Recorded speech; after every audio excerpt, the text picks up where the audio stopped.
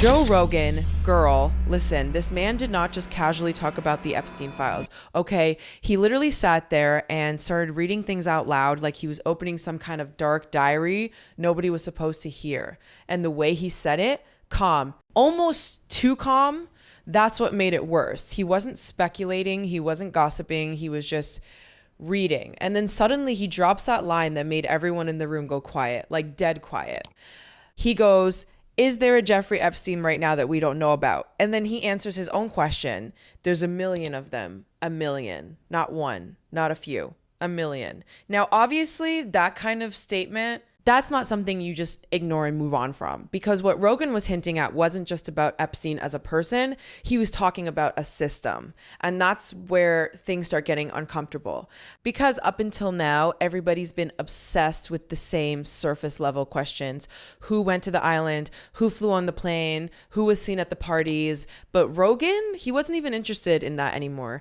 He was looking at what those parties were actually doing to people. And he kept using this one word, compromised. And at first you hear it and you think, okay, blackmail, right? That's what everyone assumes. But the way Rogan framed it, it felt deeper than that. Like he was talking about something that gets inside you and doesn't let go. Not just legally, not just politically, personally, emotionally, almost like once you're in, you're stuck. So then January 30th, 2026, boom, the Department of Justice drops what people are calling the biggest release of Epstein-related documents ever. We're talking millions of pages, images, videos just dumped online like that. And of course, the internet goes crazy. Everyone's searching names.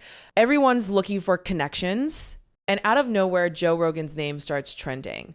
Now, this is where it gets interesting because Rogan didn't hide. He didn't panic. He actually addressed it directly. He said Epstein tried to meet him back in 2017 through a physicist named Lawrence Krauss. Apparently, Epstein thought Rogan was funny and wanted an introduction.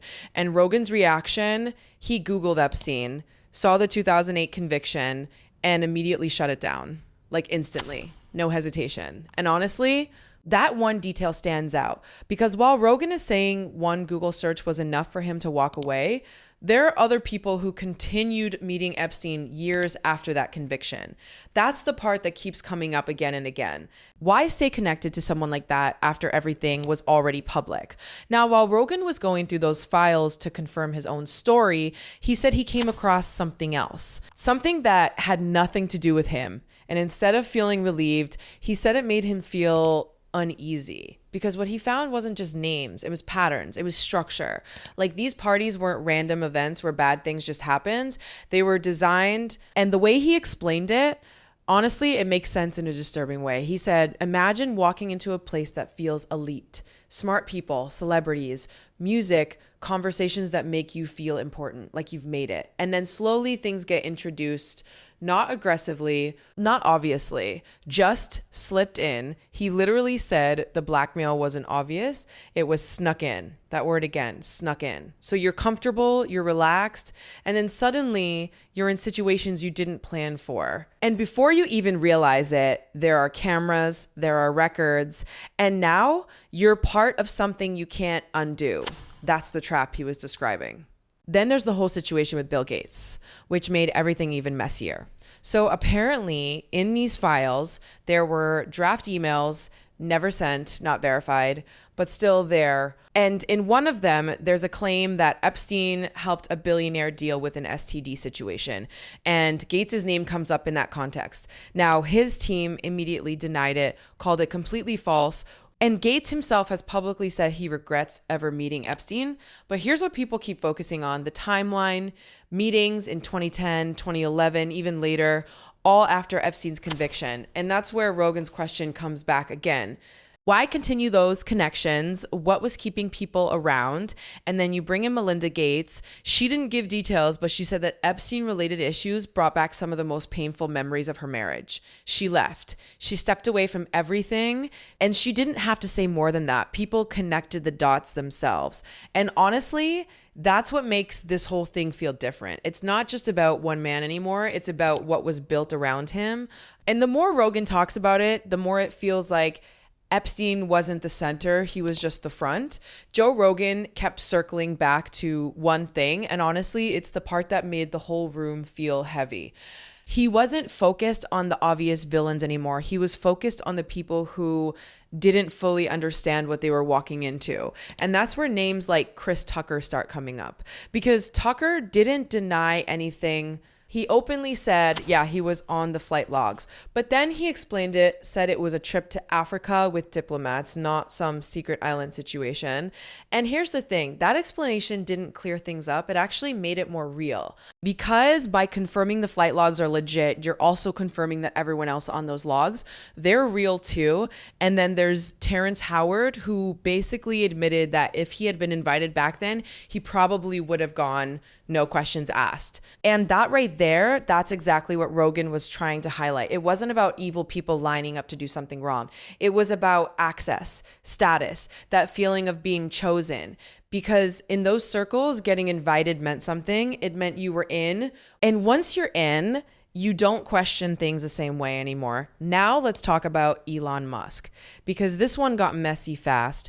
Musk has publicly said Epstein tried to get him to visit the island multiple times and he always refused. Straight up refused. But then these emails show up in the files. And in one of them, Musk is asking Epstein which day would be the wildest party on the island. Another message later mentions possibly visiting during the holidays. Now, does that mean he actually went? Not necessarily, but it does show interest. And suddenly his public statements start looking incomplete. Not necessarily false, but definitely not the full picture. And what made it even more chaotic is when Musk himself went online and basically pointed fingers at Donald Trump, saying Trump's name is in the Epstein files. Like, think about that for a second. Someone whose own name shows up in emails connected to Epstein calling out someone else. That's not a clean situation. That's people throwing stones while standing in the same glass house. But Rogan didn't stop at celebrities. That's where the conversation really shifted, because he started asking a completely different question. Not who was at the parties, but who was above them. Who built the whole thing? And that's when names came up that most people don't even recognize at first. Les Wexner. Now this man, he wasn't just associated with Epstein. He basically gave him everything. Power of attorney over his finances, a mansion worth tens of millions, full access to his world. And when the documents dropped, Wexner's name showed up thousands of times, everywhere, except in one specific document where he was labeled as a co-conspirator. That one, his name was blacked out, and only after it got noticed publicly did it suddenly get corrected. Like within minutes. That's not a random mistake. That's someone actively trying to control what people see. And then there's Sultan Ahmed bin Sulayem. His name appears thousands of times too. And there's this one email where Epstein casually mentions something disturbing to him. Like it's just normal conversation. And what happens after that email becomes public? He steps down from his position, no charges, no investigation, nothing. Just quietly exits. And this is where it starts feeling less like a scandal and more like a network, because the people with real power, they're not getting dragged into courtrooms. They're not being interrogated publicly. They just shift positions, step back, and disappear from the spotlight. Meanwhile, the victims, their names, their identities, some of them got exposed in the document releases. By mistake, they say. But think about how backwards that is. The powerful get protected. The victims get exposed. And everyone's supposed to just accept that as an accident.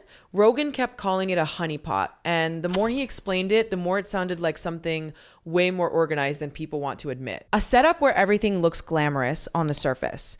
Intelligent conversations, high-level connections, celebrities everywhere, and hidden inside all of that, leverage. Quietly collected, carefully stored, ready to be used whenever needed.